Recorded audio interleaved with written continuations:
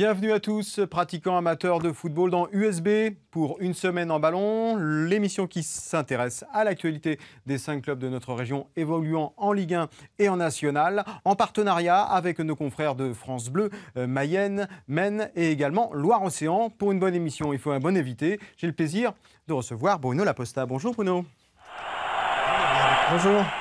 Alors, cette Coupe du Monde, elle se prépare pour vous? Oui, ça y est, nous sommes dans les starting blocks, prêts à démarrer. Parce que vous êtes responsable de la promotion, de la communication de cet événement, la tournée Coupe du Monde, qui va précéder. Ça va être au mois d'avril, 4 au 20 avril, j'ai bien retenu les dates? Tout à fait. On vous a demandé de venir avec un maillot, qui n'est pas le maillot de l'équipe de France. Non. Alors c'est quoi? Vous pouvez nous le montrer? C'est le vert, c'est, je ne sais pas, l'Allemagne peut-être, mais encore pas... Ça aurait pu être l'Irlande, mais ouais. C'est le maillot d'Orvo Sport Football, donc le club où je suis président délégué en charge de la section féminine. Et puis donc très fier des couleurs de ce maillot et puis du projet autour des jeunes filles. Que je porte depuis quelques années. D'accord. Et vous vous y êtes intéressé parce que dans ces cas-là, on y vient, il y a un enfant qui exactement. J'ai ma fille qui est tombée dedans quand elle était petite, comme on dit, et qui, par passion, s'est mise à jouer au foot dès l'âge de 6 ans, et puis qui a suivi un cursus pour évoluer tout d'abord en mixité avec les garçons. Et puis après, le fait d'avoir créé cette section féminine sur Orvo, elle a pu se diriger dans la compétition avec ses copines et aujourd'hui jouer au niveau régional le plus. Et tout ça vous donne quelques aptitudes à suivre le football féminin, à en parler et en faire la promotion pour la Coupe du Monde. Je vais vous inviter à reposer le maillot pour qu'ensemble nous puissions partager le sommaire de cette émission. Un sommaire qui est plutôt en 3 points. Oui. Vous allez y trouver une juste place.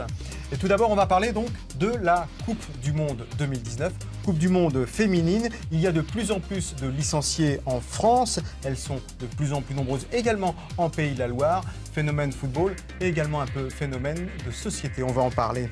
Allez, c'est là bientôt la fin de saison pour le FC Nantes. Pas tout à fait, mais disons que sur le terrain, il n'y a plus vraiment beaucoup d'enjeux, à condition d'être appliqués et qu'il n'y ait pas de catastrophe. Et c'est le moment que choisit Valentin Rongier pour dire qu'il aimerait bien sortir de sa zone de confort. Enfin, le national également au sommaire, et notamment Laval, équipe en forme ascendante pour un strapontin, celui de barragiste de national. Et il y a 3 équipes ligériennes sur les rangs. Pour l'instant, c'est avantage Le Mans.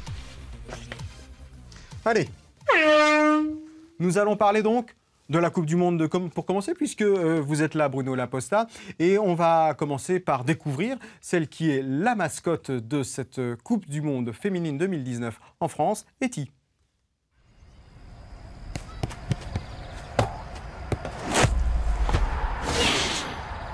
It's time, Etty. It's your time to shine.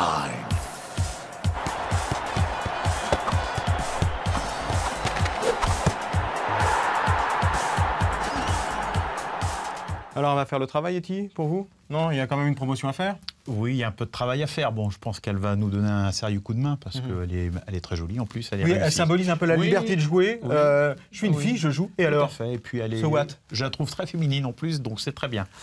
Non, après, vous allez faire la promotion. Alors, elle commence le 4, c'est ça? Elle commence le 4, oui, par le pôle commercial Atlantis, où nous font la tournée qui commence donc de Saint-Herblain. Oui, sur Saint-Herblain, pendant 3 jours, avec 2 animations importantes. Une animation en plein air, où l'on permettra à toutes les personnes intéressées de faire de la pratique de football sur un terrain que l'on aura monté, avec toute une série d'animations, de jeux autour de cette pratique. Et sur le week-end avant les vacances scolaires, nous aurons le bonheur de pouvoir accueillir le musée de l'équipe de France dédié au football féminin. Voilà. Et vous allez tourner avec finalement ce même package en quelque sorte? Dans les zones commerciales? Dans les zones commerciales, oui, tout à fait. Alors la volonté des zones commerciales, c'était surtout de pouvoir être au plus près du public, de toucher un petit peu monsieur et madame tout le monde, et puis de leur rappeler qu'à partir du mois de juin, il y aura un grand événement en France. Alors même si on n'a pas la chance d'avoir de matchs sur notre ligue, la proximité de Rennes font que les personnes intéressées pourront toujours s'y rendre, parce qu'il reste encore quelques places à vendre. Voilà. 7 juin, 7 juillet, donc finalement, il y a cette Coupe du Monde avec Rennes à proximité. Est-ce qu'il y a encore besoin d'en faire la promotion? J'entends qu'un nombre de billets incalculable se vend. France-Nigeria, c'est le 17 juin, je crois. C'est déjà complet à Rennes? Oui. Tous les matchs de l'équipe de France, bien sûr, sont vendus et sont sold out. Malgré tout, il y a des nations un petit peu moins connues dont on a besoin, malgré tout, de les soutenir. On sait aujourd'hui que notamment les États-Unis vont venir en force pour soutenir leur équipe. On sait que les équipes anglo-saxonnes aussi seront énormément soutenues. Bon, l'objectif, c'est aussi que toutes les nations qui vont jouer dans nos stades puissent avoir le soutien de public, connaisseurs ou non connaisseurs, pour pouvoir découvrir une compétition internationale. Des stades dont je précise qu'il y a Grenoble, Nice, Lyon, il y a également Paris, évidemment. Et bon, ça reste un événement relativement important autour de cette équipe de France. Cette équipe de France qui est toujours beaucoup appréciée. Nous, on est un peu blasés, des fois, on ne se rend pas compte. Mais pour une jeune fille comme Léa, c'était un moment important que de donner le coup d'envoi de France-Allemagne. C'était le 28 avril. C'était le 28 février dernier, France-Allemagne. Rencontre perdue 1-0 par les protégés de Corinne Diacre. Et bien Léa, elle était vraiment heureuse, épanouie, contente. Elle symbolisait aussi le 170 millième licencié en Pays de la Loire, parce que là c'est pareil, les chiffres gonflent de plus en plus, licenciés EES et licenciés ES. Elle est la 170 millième licenciée, garçons et filles confondus, des Pays de la Loire. Et vous allez l'entendre au moment de son passage à Laval pour ce coup d'envoi. Elle était plutôt émue, surprise et pimpante. Salut, comment tu t'appelles? Léa. T'as quel âge, Léa? 9 ans. 9 ans, ok. Et tu fais du foot, tu m'as dit? Oui. Dans quel club tu joues? Saint-Germain-le-Fouillou. Ok. Et depuis longtemps? Un petit peu. Oui. Et alors, t'es contente d'être ici ce soir pour voir l'équipe de France? Oui. C'est ton club aussi, où t'avais des copines qui sont sur le terrain? Oui. T'es déçue un peu de pas y être? Ouais. Et je crois qu'on a une petite surprise pour toi. Tu sais ce que c'est le coup d'envoi? Tu sais pas ce que c'est le coup d'envoi? Tu seras la première à taper dans le ballon sur le terrain ce soir, avec l'équipe de France. C'est vrai? Eh oui, c'est vrai. Est-ce que t'es contente? Ah, t'es très contente, hein? Va vite faire un câlin à ta maman. C'est toi ce soir qui va tirer dans le ballon. Oh, tu vas joindre tes copines? T'as le droit de pleurer maintenant. T'as le droit de pleurer, c'est génial. Oh, c'est super. Alors, t'es prête à tout envoyer? C'est touchant de voir cette image-là. Alors l'objectif de cette Coupe du Monde, de cette promotion, faire comme Léa finalement, inviter les jeunes filles, les jeunes femmes à venir faire du sport. L'objectif 250 000, on est à 170 000 licenciés EES en France. L'objectif d'aller jusqu'à 250 000, ça me paraît ambitieux. C'est ambitieux mais pas inatteignable non plus. Après, je pense que la volonté de la Fédé aujourd'hui, c'est de continuer à faire la promotion du foot féminin. Et puis aussi à un moment de peut-être de stabiliser un peu le nombre de licenciés pour pouvoir structurer derrière au niveau encadrement, au niveau structure d'accueil, au niveau aussi capacité au club amateur surtout de pouvoir s'organiser par rapport à cet afflux que l'on espère tous, de façon à avoir derrière une section féminine et un groupement de filles qui rentrent dans la compétition, mais qui soient surtout bien accompagnées aussi. De toute façon, je vais quand même préciser, beaucoup de filles, certes, mais en même temps, on n'est qu'à peu près 8% de licenciés. Oui. On serait à 10% si on attend les 250 000, quand la moyenne des sports en France, c'est 38% de licenciés féminines. On est encore loin, on part de très loin le football. Hein. Oui, tout à fait. Il y a encore quelques années, nous étions à peine à 1 ou 2%. Ouais, dans les années 2000, je 2000, crois. Oui. Ouais. Donc après, il faut louer aussi le travail qui a été fait au niveau des districts, des ligues, pour faire la promotion du foot féminin. Et quelque part, leur travail a porté ses fruits, puisqu'aujourd'hui, la croissance se fait énormément au niveau des nombres de licenciés par l'intermédiaire des jeunes filles. Et pas seulement, les licenciés, mais également... Alors Laura Georges était venue à Laval, notamment faire la promotion de l'arbitrage au féminin. C'est l'ancienne internationale de l'équipe de France. Oui. L'idée, c'est d'avoir des femmes un peu partout, en dirigeante en plus grand nombre, en arbitre en plus grand nombre. Tout à fait, parce qu'on se rend compte aussi dans les clubs qui ont le bonheur d'avoir des femmes qui sont au quotidien avec les joueurs, les joueuses. On a quand même un climat qui est beaucoup plus apaisé. C'est pas simplement serein. que les clubs manquent de bras, c'est que... Oui, on est aussi dans une approche moins un rapport de force. Exactement. Donc c'est beaucoup plus facile à vivre. Et quelque part, les femmes ont souvent aussi une approche que nous, les hommes, n'avons pas sur des points de gestion quotidienne qui sont souvent pertinents. Vous, votre engagement, finalement, il vient d'où? Il y a derrière votre fille qui joue à Orvault, mais qu'est-ce que vous avez découvert finalement avec le foot féminin? D'abord, c'est la passion, David. Moi, j'aime le foot. Ça fait 40 ans que j'ai joué. Donc, c'est vrai que la passion du football, on ne la perd jamais. Et puis, à un moment, le fait d'avoir eu son enfant qui veuille pratiquer le foot, j'ai été confronté aussi à toutes les contraintes liées à cette pratique. Et puis, j'ai voulu m'inscrire un petit peu dans le projet du développement du foot féminin, pour accompagner d'abord ma fille, mais aussi pour apporter un éclairage sur le club dans lequel j'étais, c'est-à-dire à Orvault, et essayer de créer une structure féminine à part entière au sein même de ce club, et puis de travailler sur une mixité, et puis de la convivialité aussi, parce que le sport amateur, ça reste d'abord de la convivialité aussi. Convivialité, esprit de compétition, les demoiselles du Sillon qui parfois sont très présentes sur les réseaux sociaux, c'est vos voisines de Savenay. Oui. J'allais dire, c'est un adversaire redoutable, il y a un esprit de compétition qui existe. Oui, après, bien sûr. C'est pas parce que c'est des filles qu'il n'y a pas d'esprit de compétition. Complètement, et je dirais même que pour certaines, c'est même plus avéré que pour des fois les garçons, même au niveau amateur. Donc il faut être capable aussi aujourd'hui de jongler entre le côté pratique, loisir, et puis apporter un côté compétitif à toutes nos jeunes filles. Ce côté compétitif, finalement, les filles de Nantes ne l'ont pas vraiment retrouvé. C'était un peu la polémique du mois de décembre. Le FC Nantes qui a une équipe en régionale 1 qui met, je crois que c'est 95 buts en 3 ou 4 rencontres et qui décide que vraiment c'est plus possible. C'est vrai qu'elle, gagnant, n'y voit pas beaucoup d'intérêt. Pour les perdantes, c'est pire encore. Finalement, un compromis a été trouvé. Elle joue un peu avec les garçons, des matchs amicaux pour se confronter et avancer. Quel regard vous portez sur cette polémique qui a un peu ébranlé le petit monde du foot en Loire-Atlantique? Vous touchez du doigt la problématique du football féminin. C'est-à-dire qu'aujourd'hui, le FC Lens, par son nom et sa renommée, a attiré toutes les meilleures joueuses de la métropole, ce qui fait que ça appauvrit aussi les clubs potentiellement qui pouvaient rivaliser avec elle. Et aujourd'hui, malgré tout, elle se retrouve elle-même confrontée au problème de ne plus avoir d'adversité. Et je pense qu'à la longue, elles vont perdre aussi un petit peu de cet esprit compétitif si, en local, on n'est pas capable de leur opposer de l'adversité sur d'autres structures ou d'autres clubs qui ont envie de se développer. Donc c'est aussi pour ça que je disais tout à l'heure en préambule, il va falloir un moment qu'on se pose aussi pour pouvoir trouver un point d'équilibre entre toutes ces pratiques et la volonté de certains clubs de vouloir faire de la compétition et d'autres du loisir, un peu plus. Vous connaissez, vous, Mélissa Plaza, parce qu'on parle du football, et finalement, on va déborder un peu sur un débat qui est un débat de société. Oui. Mélissa Plaza, on a plutôt bien parlé. Alors, c'est une joueuse qui a été formée en partie à La Roche-sur-Yon et qui est passée après par Guingamp-Lyon. Elle est devenue doctorante en psychologie sociale.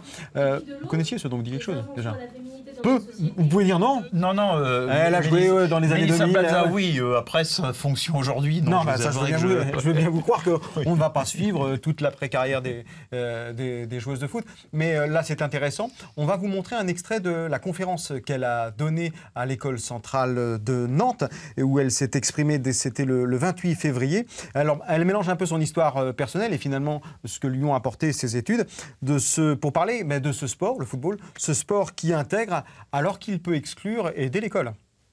Bien sûr, il a fallu jouer des coudes à la récré pour être intégré dans une équipe, se battre sans cesse pour avoir sa place sur le terrain, pour ne plus être laissé dans le petit périmètre de 2 mètres carrés, généreusement laissé aux filles pour jouer à la marelle et à la corde à sauter.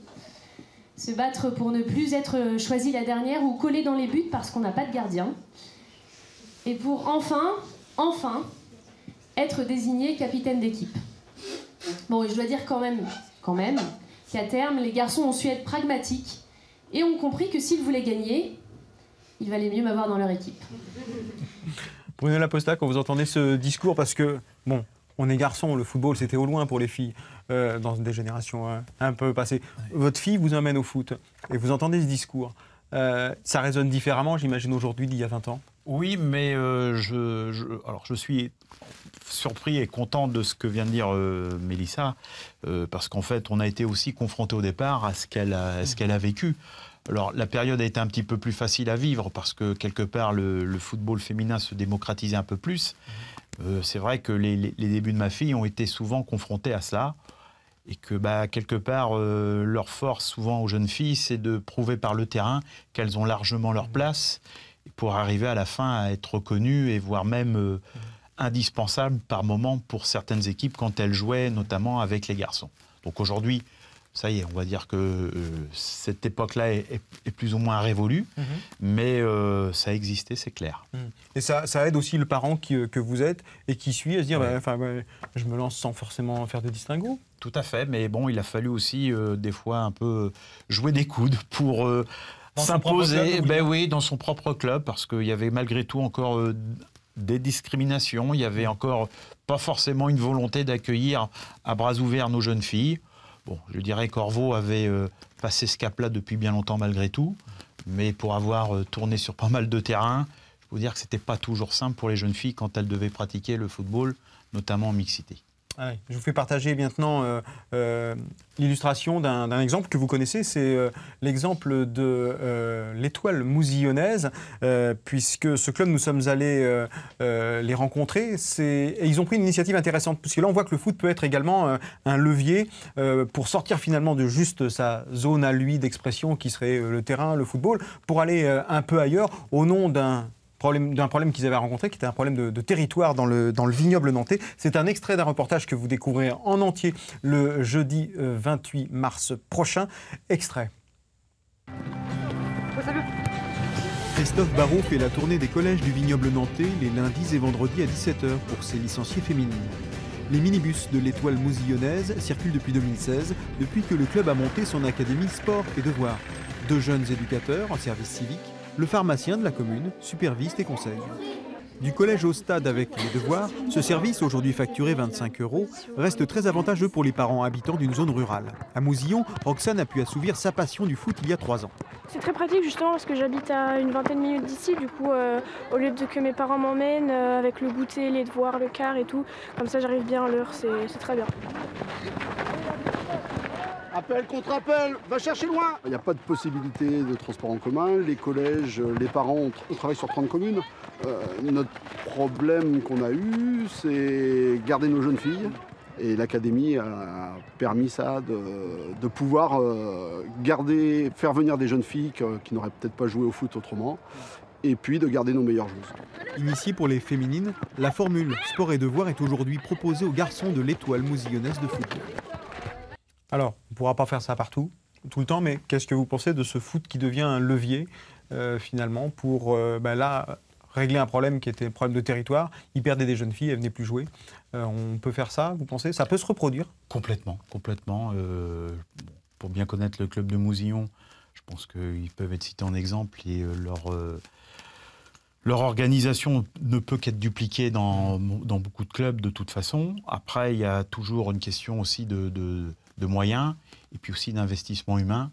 Donc non, il est clair qu'il faut que l'on se tourne vers ce type d'initiative, parce qu'on sait qu'à l'arrivée, ça sera de toute façon et bénéfique pour les pratiquantes, et également bénéfique pour les clubs. Le sport finalement sort un peu de sa mission. Complètement. Il vient à l'écoute des problèmes de société, des problèmes de territoire. Et c'est beaucoup de bonne volonté quand même. Hein. Oui, ce que j'ai constaté, il faut y aller. Oui, c'est beaucoup de bonne volonté.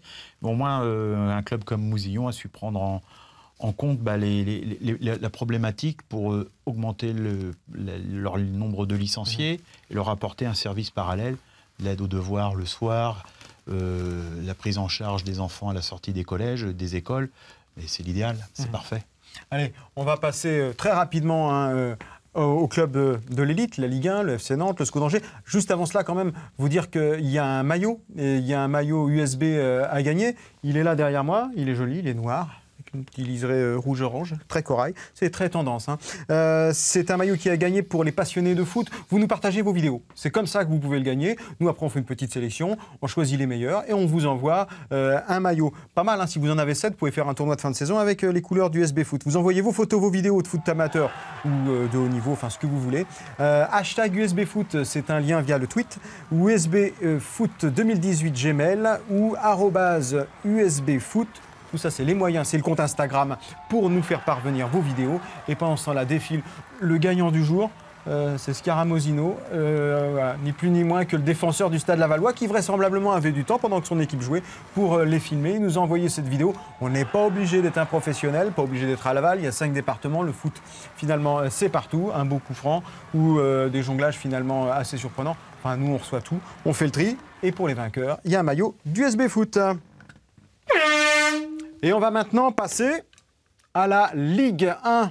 Donc, dont nous allons découvrir tout de suite le classement. Pour commencer, Angers est 12e de cette Ligue 1 avec 35 points à 8 points de Reims qui est 5e. Ça, c'est le premier européen, ou le dernier européen si vous voulez. Et à 14 points du barragiste Dijon qui est 18e. Pendant ce temps-là, Nantes avec un match en moins, celui contre le PSG. Je ne sais pas si ça compte des points ou pas. Nantes est 14e avec 31 points donc.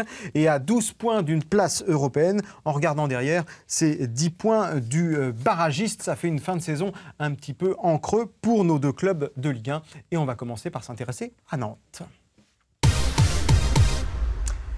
18 saisons qu'il foule les pelouses de la Jonelière pour Valentin Rongier. C'est pas une vie pour un footballeur. Non, je plaisante. Valentin Rongier qui se verrait bien changer d'air. C'est une déclaration qu'il a fait le week-end dernier sur Canal+. On l'écoute et on en parle. J'ai fait beaucoup d'années au FC Nantes. J'ai commencé à l'âge de 5 ans, donc en débutant. Aujourd'hui, j'ai 24 ans. Je suis capitaine de l'équipe et je pense que je suis arrivé à un moment de ma carrière où il faut que j'essaye de me tester tout simplement. Et là, je suis dans une situation plutôt de confort, car je joue beaucoup. Même si ça m'arrive parfois d'être un petit peu moins performant, je sais que je vais continuer de jouer parce que voilà, comme je l'ai dit, je suis dans une situation de confort et j'aimerais bien être mis en difficulté. Et je pense que si je suis amené à partir à l'étranger ou dans un club où je n'ai aucun repère, je vais devoir me surpasser et être confronté à la réalité. Alors, la réalité, on va parler avec vous, Bruno Laposta, parce que c'est un club qui vous est relativement cher, le FC Nantes. Avant cela, on va vous faire partager la réaction d'un tweeto. C'est Charles Pécusso qui dit vous êtes surpris, hein, vous êtes surpris. Il a le droit de vouloir découvrir un nouveau club, un nouveau championnat, un nouveau pays. Il faut juste souhaiter qu'il ne parte pas gratuitement. Là, on n'est plus vraiment sur le terrain du sport. Mais sur le terrain du sport, vous comprenez la volonté de Valentin Rongier d'aller ailleurs? Je comprends, parce qu'à 24 ans, je pense qu'il a envie de grandir aussi dans le cadre de joueurs de football. Après, en tant que supporter et du FC Nantes depuis de longues années. Ancien dirigeant, j'aurais souhaité que Valentin reste et qu'on puisse construire un projet autour d'un garçon comme lui, parce que malgré tout, il a le talent pour, il fait partie quelque part, pour moi, il s'identifie complètement à la ville de Nantes. Bon, les enjeux économiques, financiers, ancien sportifs, de la Tribune Noire aussi, voilà, exactement. Donc, Valentin Rongier. Oui. Alors les enjeux sportifs, excusez-moi, je vous ai coupé. Les enjeux sportifs, bien, mais les enjeux financiers malheureusement, c'est souvent ceux qui passent avant les enjeux sportifs. Donc je pense que pour Valentin, oui, il est légitime qu'il veuille changer un peu d'air, essayer de s'affirmer et puis grandir dans des clubs un peu plus ambitieux que le FC Nantes actuellement. Alors on va écouter, partager le regard de notre collègue Olivier Quin. Lui, il est consultant pour France Bleu Loire-Océan, c'est un ancien professionnel et également entraîneur de La Chapelle-sur-Erdre. Il se prononce sur le cas Rongier. Certes, Valentin Rongier n'a pas déclaré haut et fort qu'il allait quitter le FC Nantes en fin de saison, mais c'est tout comme.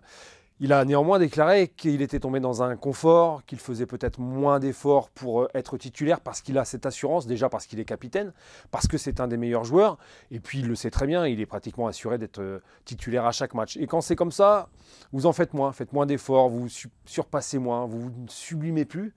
Et de ce fait-là, vous ne progressez plus. Et il n'y a que la concurrence qui puisse vous faire avancer derrière cela. Et à Nantes, très clairement, il n'en a pas. Ensuite, pour franchir un palier, pour se rapprocher, pourquoi pas, je dis bien pourquoi pas, de l'équipe de France, en tout cas, d'essayer de s'en rapprocher, il faut aller dans un clubs qui jouent l'Europe tous les ans. La preuve en est avec Léo Dubois, qu'on annonce peut-être en équipe de France, qui a franchi un palier, qui joue contre le Barça en Ligue des Champions et qui progresse. C'est peut-être, je dis bien peut-être, la fin d'une ère, s'il y en a une, au FC Nantes, parce que Valentin Rongier incarne les valeurs du club. Il a été formé au club, il joue au club depuis l'âge de 5 ou 6 ans. C'est un des meilleurs joueurs. Et sans projet sportif pour lui, il quittera le club en fin de saison. Et ça, c'est très, très dommageable. Maintenant, pour lui, la meilleure décision à prendre, effectivement, c'est d'aller voir ailleurs. Je note comme un chemin de pensée entre Olivier Quin et vous-même, Bruno Laposta. Mais la morale de l'histoire, c'est quand même que si on part de Nantes, on a un peu plus de chances de jouer en équipe de France. Malheureusement, oui. Malheureusement, oui. Voilà. Ce club, vous le suivez toujours, au quotidien, régulièrement L'air Ali Lodzik, vous suivez? Vous êtes encore dans les tribunes? Oui, je suis abonné. Ça doit faire. Je suis abonné depuis 96. Mais vous allez être abonné, mais vous allez au match? Oui. Tous? Quand mon emploi du temps me le permet, oui, tout à fait. Oui, puis bon, quand on va au stade, on a aussi plaisir, puisqu'on se retrouve avec des amis, des copains, avec qui on suit notre passion, on échange, donc c'est toujours un petit peu chaud par moment. Après, on a envie de retrouver un Nantes flamboyant. Je serais tenté de dire que j'aimerais bien que Nantes soit à la place de Rennes, quoi. Si je devais faire un raccourci de l'ambition que l'on peut avoir, nous, en tant que supporters et abonnés par rapport au club du FC Nantes. Jouer contre Arsenal, c'est sympa, vous voulez dire? Oui, c'est plutôt sympa, oui. Parce que le dernier match que j'ai vu, moi, de Nantes, c'était contre Manchester United. Mais ça remonte déjà à quelques années. J'étais pas né, vous moi. Non, je plaisante. Allez, on ferme cette page de Nantes pour maintenant prendre des nouvelles d'Angesco. Angesco qui, avant d'accueillir Amiens samedi prochain, est revenu de loin. Le SCO était mené Angers 2-0 à Montpellier le week-end dernier. Et c'est grâce notamment à Angelo Fulgini, son remplaçant de luxe, rentré à la 65e minute, que le SCO est revenu à 2 buts partout. Il était donc rentré à la 65e minute de jeu. Un but, une passe décisive. Il a gagné les 3/4 de ses duels. Et finalement, Angelo Fulgini, c'est quelqu'un qui avait déjà fait le coup contre Nantes. C'est pas très, très agréable pour les Nantais. Il avait déjà fait le coup de rentrer et rapidement de marquer. C'est un métier, remplaçant. Vous avez été remplaçant vous-même? Non, toujours titulaire. Toujours titulaire. Indispensable. Ouais, c'est pas. Regardez, c'est un vrai métier. Il rentre, il a peu de temps pour s'exprimer, il le fait bien. Non, je blague, bien sûr. Après, quelque part, bien joué aussi coach Moulin pour avoir su faire entrer les bons éléments au bon moment et puis ramener un point de Montpellier où c'est jamais simple ne serait-ce que de ramener un point, quoi. C'est un modèle économique qui peut faire envie, qu'on regarde attentivement, même le Nantais que vous êtes, de voir Angers faire fructifier des joueurs en Ligue 2. Angelo Fulgini, c'était Valenciennes. On a Santa Maria qui était à Tours, Flavien T qui venait de Châteauroux en National. Et tout ça, ça fait une équipe de Ligue 1 avec un Stéphane Moulin, 8 saisons, j'étais en train de compter, c'est sa 8e saison. Quand on vient de Nantes et qu'on écluse des entraîneurs, quel regard vous portez? C'est tout le paradoxe, c'est-à-dire qu'on est sur un club qui a su poser des bases, qui a su être patient, qui a su aussi travailler dans son coin avec une structure encadrante disposée à faire bonifier les recrutements de joueurs qui n'avaient pas une forte visibilité. Mais le travail paie, et puis tant mieux pour le SCO s'il continue de se maintenir en Ligue 1, parce qu'on le sait souvent qu'au bout de la 2e, 3e année, ça devient un peu plus difficile. Et je pense que c'est toute une politique aussi de club que l'on voit aujourd'hui et qui paye. Une politique de formation également, puisque dernier en date, c'est Ryan Haït Nouri, qui a peu de temps de jeu avec l'équipe du SCO cette saison, 9 minutes seulement, mais qui se retrouve avec l'équipe de France U18, sélectionnée pour aller jouer des matchs, notamment avec l'équipe de France. Il est sélectionné en équipe de France pour jouer les 20 et 23 mars prochains contre l'Allemagne avec les U18 et 17 ans seulement. Finalement, une vraie politique de formation aussi à Angers. C'est pas qu'un petit club. C'est bien à regarder. Oui. Bon. Allez, on va passer aux matchs à venir concernant nos 2 clubs de Ligue 1. On a Angers qui va recevoir donc Amiens à 20h, ce sera samedi prochain, tandis que Nantes ira à Reims dimanche, match à 15h. Ne faites pas trop la grasse matinée pour suivre ce duel des Nantais. Et on va changer de division. Vous l'aimez bien ce bruit, hein? Vous l'aimez? Vous l'aimez bien. Allez, le classement de National avec les 3 clubs que nous avons. À commencer par Le Mans qui est 3e avec 43 points qui reste sur 1 nul et 3 défaites. Laval 42 points. Cholet 38 points. 3, 4, 5. 3 clubs pour un strapontin derrière Rodez et Chambly, les clubs qui sont en tête de ce championnat national et qui pour l'instant sont bien partis pour foncer en Ligue 2. Et on va commencer à s'intéresser tout de suite au club en forme, Laval. Eh oui, Laval, 9 journées qui restent, 27 points à prendre, que des finales à jouer, ça c'est Scaramozzino, Anthony qui l'a déclaré. Laval qui revient fort après 3 succès, Cholet, Sannois-Saint-Gratien et Marignane, le dernier en date que je vous propose de découvrir en images avec 3 buts. Le score est un peu flatteur. D'abord un coup de tête rageur de Dembélé, on est en début de partie, puis un penalty. Et là, c'est Jean-Christophe Boué qui s'en sort plutôt bien pour les Lavallois puisqu'il arrête le penalty de Marignane. Deuxième but, c'est Bridge Ndilou qui marque sur penalty. Et puis enfin, une frappe lointaine déviée qui fera 3-0 pour les hommes de Pascal Brault. Et voilà les Tongos qui reprennent du poil de la bête. Dis moins vite, c'est quand même un peu plus compréhensible. Je soigne ma diction avant que ce soit Christophe, que ce soit notre confrère de France Bleu Mayenne, Monsieur Malagui, qui nous en parle. Oui, le Stade Lavallois est en position du chasseur depuis qu'il a chuté du podium. C'était au tout début de la phase retour et depuis, il y a eu jusqu'à 8 points de retard sur le 3e pour Laval. Aujourd'hui, les Mayennais ont refait une bonne partie de leur retard et en plus, dans le même temps, Le Mans patine. Mais de toute façon, comme le dit le défenseur Anthony Scaramozzino, il reste 9 matchs, 9 finales à disputer. Et dans ce dernier quart de championnat, le Stade Lavallois va affronter les 3 équipes de tête dans l'ordre Chambly, Le Mans et Rodez. Mais est-ce que ce seront les matchs les plus importants? Pas forcément, car le podium va aussi se jouer contre les équipes de bas de tableau, celles qui se battent pour leur survie dans ce championnat. Ce qui est un peu paradoxal au sein de l'équipe lavalloise, c'est que tout le monde croit encore à la montée. Et en même temps, en étant un brin réaliste, c'est vrai, les Tangos et leur coach Pascal Brault n'envisagent pas vraiment de terminer devant Rodez et Chambly. C'est donc clairement les barrages que vise l'équipe. Une fin de saison haletante attend le Stade Lavallois. Merci Gilda. Tiens, à ce propos, on parle des hommes de l'entraîneur, Monsieur Pascal Brault. Ça se passe vraisemblablement un petit peu mieux que quand c'était Monsieur Ciccolini. Alors il y a un tweet d'ailleurs qui, je vais chercher son émetteur, c'est non j'ai rien contre, je suis pas sûr la signature, pour dire que Zidane, Jardim, Ranieri, au vu de ses retours, Ciccolini devrait revenir à Laval d'ici 53 jours et demi. J'ai hâte. Ça bien sûr ça fait référence à François Ciccolini qui a été licencié début février après quelques frasques entre menaces contre un journaliste et des mouvements d'humeur. C'est pas le foot que vous aimez, ça, quand un entraîneur est plutôt comme ça? Non, je pense que ça montre aussi un certain malaise par rapport à la gestion d'un groupe. Donc je pense que l'effet changement d'entraîneur est en train de porter ses fruits au club de Laval. Et on peut que leur souhaiter au moins d'aller jusqu'au barrage, même si derrière Le Mans et Cholet peuvent aussi prétendre.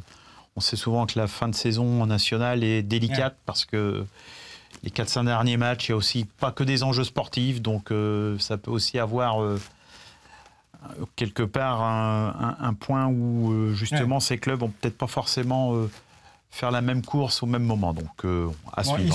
Ils sont en position, Cholet un peu moins avancé, mais ils sont en position. Dommage, ils ont laissé quand même un peu filer Chambly et également Rodez. Alors de Laval au foot international, il n'y a qu'un pas qu'on va franchir avec finalement des nouvelles d'Alexis Bosetti, parti de Laval au Mercato. Et là, il a un beau maillot blanc. Au Mercato d'hiver, il est parti rejoindre l'Energy FC Oklahoma City, vainqueur d'El Paso Locomotive. Ce sont des nouvelles toutes fraîches. Elles viennent des États-Unis. Ils ont gagné 3-1 le week-end dernier.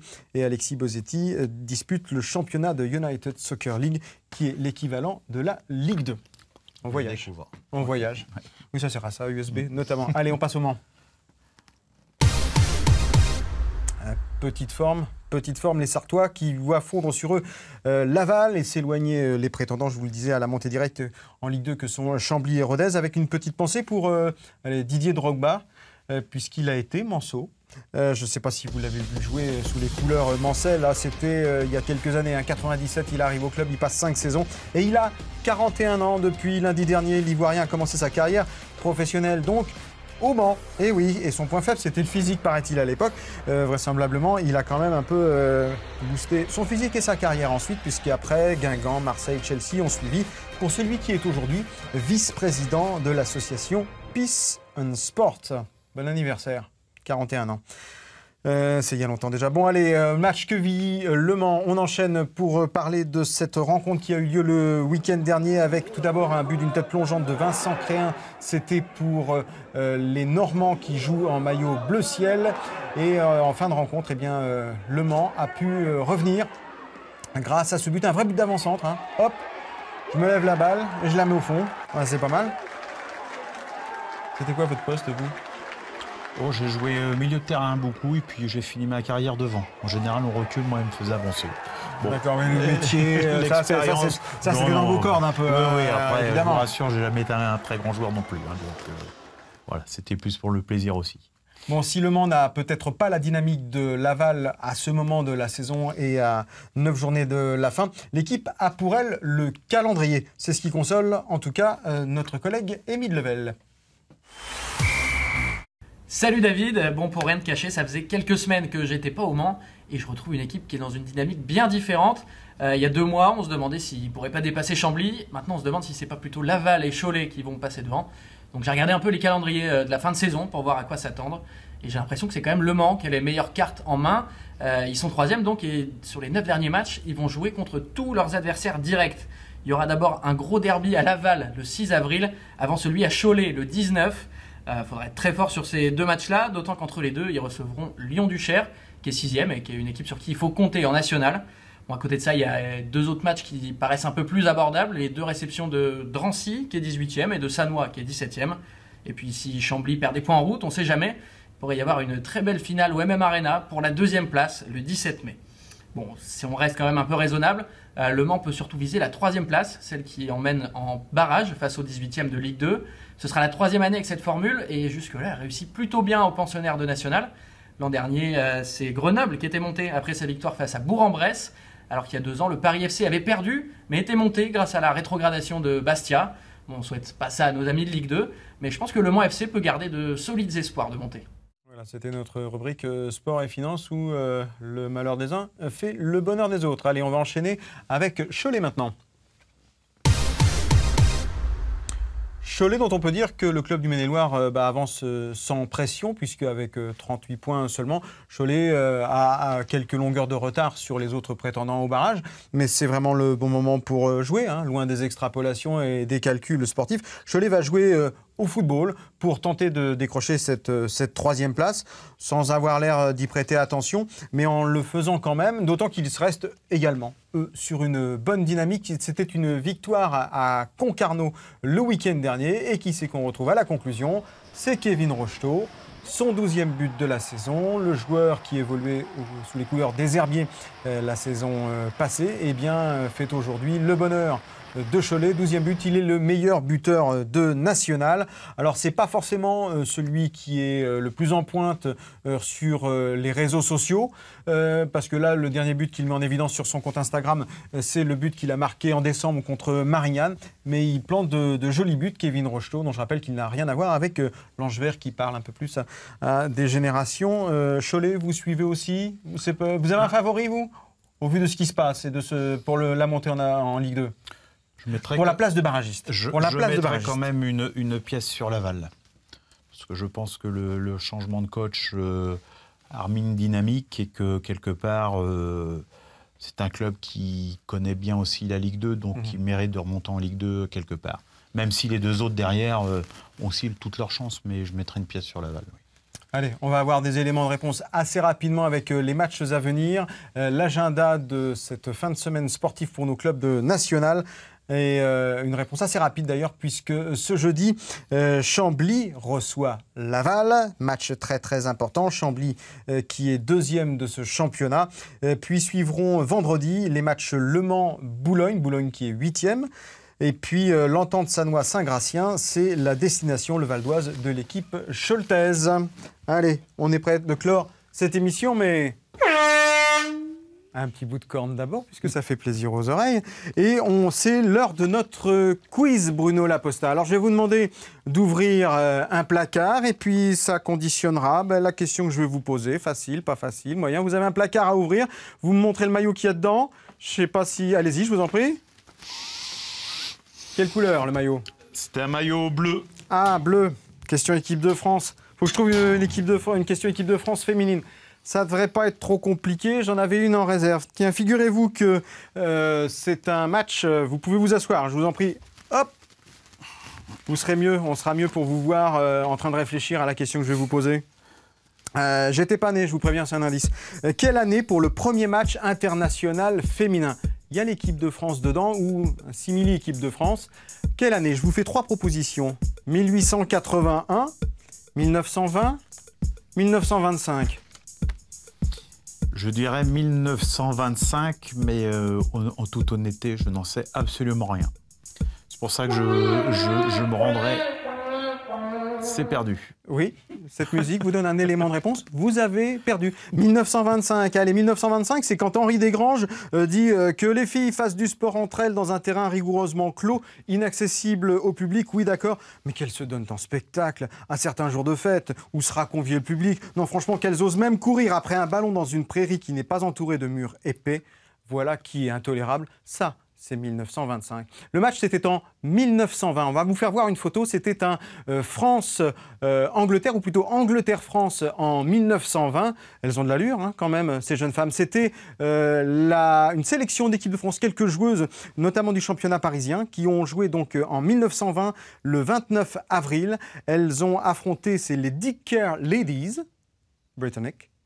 Manchester, du côté de Manchester, qui affrontait donc l'équipe de France, et elles l'ont emporté 2-0. Alors selon les sites, c'est la France qui l'a gagné ou c'est la sélection anglaise qui l'a emporté. C'était devant 25 000 spectateurs. Voilà, et cette rencontre est considérée comme la première rencontre internationale de foot féminin. Et la photo que vous avez vue, c'était le match retour Stade Pershing entre la France qui recevait l'Angleterre. Allez, je vous propose de me rejoindre. Vous pouvez vous débarrasser du maillot, vous allez venir ici. On va se dire au revoir en écoutant quand même un dernier extrait. Un dernier extrait, c'est d'un coup de cœur. Et notre coup de cœur, il va en direction de Mélissa Plaza, vous l'avez entendu tout à l'heure, hein, une ancienne joueuse professionnelle devenue docteur en psychologie sociale. Et voilà ce qu'elle dit du foot. Ah, elle parle, on ne sait pas si c'est une autre époque, vraiment, on l'écoute. En fait, le football aurait été, si ce n'est le moyen, au moins le prétexte pour devenir la personne que j'avais envie d'être, et non pas celle qu'on attendait que je sois. Mais vous en doutez certainement, lorsqu'on sort des sentiers battus, la tâche s'avère plus difficile. Surtout quand on est une femme. On ne se rend pas compte, hein. Mais la discrimination s'inscrit dans les moindres détails. C'est-à-dire que vous partez pas en avion, vous partez en bus ou en minibus, pire encore. Et puis les équipements, on voit ce qui reste chez les garçons, puis on vous file le reste, quoi. Oui, c'est une pensée. Bon, je vous souhaite, Bruno Laposta, merci d'être venu. Merci. Je vous souhaite des minibus, des avions, enfin tout ce que vous voulez pour emmener les filles d'Orvaux. Une bonne tournée pour faire la promotion de la Coupe du Monde féminine qui va se jouer notamment en France entre le 7 juin et le 7 juillet prochain. Bonne tournée, c'est pendant les vacances scolaires. Vous savez ce que vous allez faire, vous, de vos vacances. Exactement. Merci d'être venu. David. À la semaine prochaine.